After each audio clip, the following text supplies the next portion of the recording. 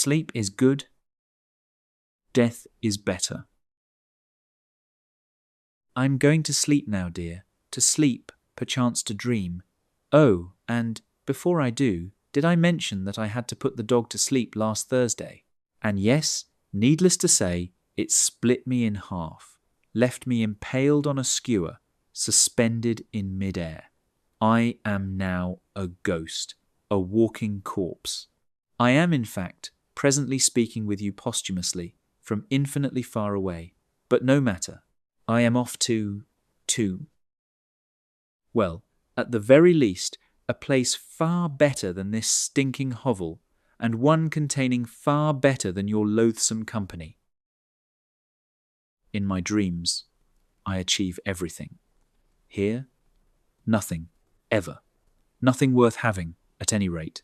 I hope, not long from now, to awaken to a world in which Parker is still alive, and in which all, or at least many, of the miscreants I am forced to encounter during the course of an ordinary day have passed away. It shall be quite the dream, if I'm blessed enough to have it, but my apologies. Sadly, you don't survive, my dear, and so I can only suggest to you that you have your own dream. But, needless to say, do take care not to inform me of its contents. And yet, I'm not a bad fellow at the end of the day. I'm willing to share, even with you. I wish for you precisely the sorts of dreams I just described. None of those half-baked, utterly unsatisfying ones, so obviously influenced by the creaks and sounds of the room in which we sleep, full of the generic worries of our day, suffused with all of our boilerplate, contemptible anxieties, those dreaded, deeply frustrating, eyes half open, twilit sleeps. No. I wish for you, as for myself, dreams in which we are free, unbounded, in which we are actually alive, or feel as if we are. That's all that's required, to not be eviscerated by grief, dreams in which we fly, whether to flit about in some sort of self-created heaven, or to escape the ghastly, murderous villains in hot pursuit beneath us. No matter, as long as we are not here, encased in these abominable, withering vessels of flesh and shit. I wish for us both those inexhaustible seas into which I plunge nightly, from the infinitesimal, insipid promontory on which my detestably cramped and hopelessly cordoned off life takes place. And you understand all of this, no? I'm not entirely sure of that. But if you can hear any of this at all, you know at least something concerning that of which I speak, as well as, perhaps, those delicious windows which precede such miracles. When logic flees and the portals swing open, and we find ourselves deliriously suspended for a few moments, before the confusing rush of Cheshire cats and ambiguous, ethereal lovers begins. But, alas, it is quite impossible to linger there. It is always the one or the other, the vileness of life, or the untethered escape of deepest sleep, dream, or nightmare. And yet, let us be quite clear. The charms of insomnia are very real as well. The sense that tomorrow will never come. For the stupor and stupidity of those mad moments, in which I flounder in crushing frustration, aching for sleep, seem eternal, and yet there's solace in them. For the promise of tomorrow, and yes, tomorrow is ghastly. How predictably awful are all these God-forsaken tomorrows. Of this we are all so painfully aware, that they will always and ever be infinitely worse than any wild thrashing about in our beds could ever be. And then, when it does finally come, the stupefaction, the warm milk coursing through our veins, those delicious dreams, whether filled with bodiless ecstasies, or with 1,000 times the horror, grief, and regret of our days. Who amongst us would trade the greatest, sun-illumined of his pleasures for even the most unspeakable of his nightmares, in which we are the very gods themselves? Not I. And so, at least I imagine, not you either. If you feel about any of this as I do, that the most horrific moments of our lives come to us, without fail, every morning, and, for many of us, oftentimes throughout the night.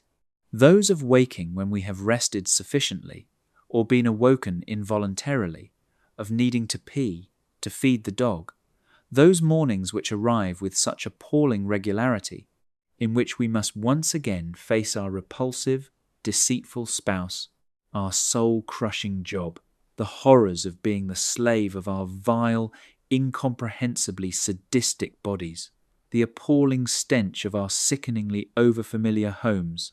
Whatever it is that causes us to drop out of the milky clouds in which we had been so mercifully lost, and to crash into the tar pits and cesspools of our waking lives. Well then, in sleep, no high-rise buildings are being constructed, no death camps, no fast food franchise. Only the faces of children with whom we once played, who haven't aged, who are eternal. And the playgrounds? No different than they were then. Would that I might die there some night, with them as they were. And would that, given that it was not last night, it be tonight. And you? But no, the likelihood is that I shall, at the very least, awaken poised, posed, positioned on a barbed wire tightrope between the ecstasy of what now rushes away and the dread and disgust of what I now face. And, far worse, the plague by which I shall then be seized. The violently feral doubts and cruelly imperious conscience, those executioners who so constantly stand guard at the foot of my bed, to greet me with their cruel, ironic smiles, knowing full well that it is only death which is merciful, and that they have betrayed me, fucked me brutally in the arse, and tossed me into a crematorium furnace once again. I see them every morning. Dear God, the mornings! One after another after another. And if you, at least on occasion, see them as well, you must already have found names for them. For after all, if this is indeed the case for you, as it is for me, they cart us both off every morning through the cruel and God-forsaken streets.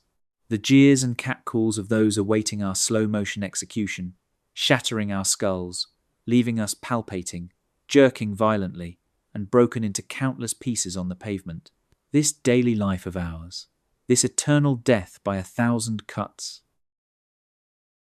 And this, sleep, this harlot who claims to love us, to be our saviour, our deliverance, who promises nightly to usher us into an eternity of bliss, only to then kick us to the ground, who, smirking, leaves the room to count her money and gossip with her girlfriends, to piss on the hopes which we have placed deep within ourselves and foolishly bestowed upon her, she who had promised us love. This sleep, with her seductive glances, with her heaving breasts and, so we supposed, eternally gushing wet crotch, this gaping, rancid chasm between her thighs lying before us now, which looked and smelled initially so inviting, late some half-comatose night. Fool! To have ever believed that this abscess-drenched gateway to a soul-crushing, fiery hell would ever have held us tenderly in its embrace, even for a moment, much less all eternity. But all those glances were merely manufactured, the tits made of third-rate silicone littered in landfills by corporate crooks, and that now rancid, desiccated cunt, only made to drip by way of cheap, drugstore-bought KY jelly, in need of the most constant application. And yet, a man, starved of love, suffocating with the wretchedness of his existence, ravenous, choking, and limping, this man will grasp at anything to feed himself, a plastic apple, a warm tea laced with cyanide, the lies and artificially slimed pussy of a scheming whore, in hopes that he might waken as someone new, someone less vile than he who had rested his head upon that unwashed pillow last night. Or, far better, and far more urgently wished for, that he not awaken at all.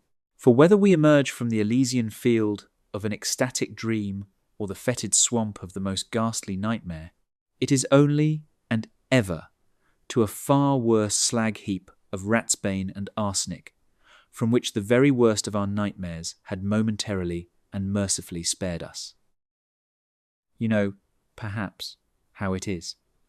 When you have entered that woman in your dream who is somehow unencumbered with all the sweat, spittle, and stink which so disgusts you in ordinary life, the foulness all those horrid ones made of flesh so constantly display, you might know full well, may very well have tasted, gagging, into what world it is that she so pitilessly spits you from her crotch, without a warning or a care.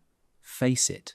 The petty lies of merciless, earthbound whores are sacred truths in comparison. And when and if your princess of the night, upon arising, seems somehow composed of the parts of another, one whom you know in your waking life or claim to, you quite naturally rush to look for and find her upon awaking. Ask yourself, in what does this so inevitably result? For me, violent disgust and soul-crushing disappointment, and for you, the same. Needless to say, the very same. So tarry, cling, relish, grasp. Be grateful that there are these momentary oases in which your filthy self is undone, in which it bathes and casts off its flesh in a milky oblivion. It's a vile grift of an arrangement, but it's all we have, my friend. Sleep, thou bitch, thou fiend, thou monstrous, bloodthirsty harpy. When you whisper these delicious promises in my ear, the ones you cribbed from your far more honest, kind, and reliable sister, your wish is always simple. Nay, far from simple, cruel and Machiavellian. It is only to rejuvenate me sufficiently that you might vomit me out and back into the hell and vileness of my life. And until that night arrives, the one in which you finally usher your sister in from the wings and depths of oblivion, to release me forever in the ways you always treacherously promise, with one hand poised behind your back, bearing a bloody dagger, I shall curse you, love you, desperately desire you, and drink deep of the sweet, intoxicating poison which you nightly offer me from your foul lips.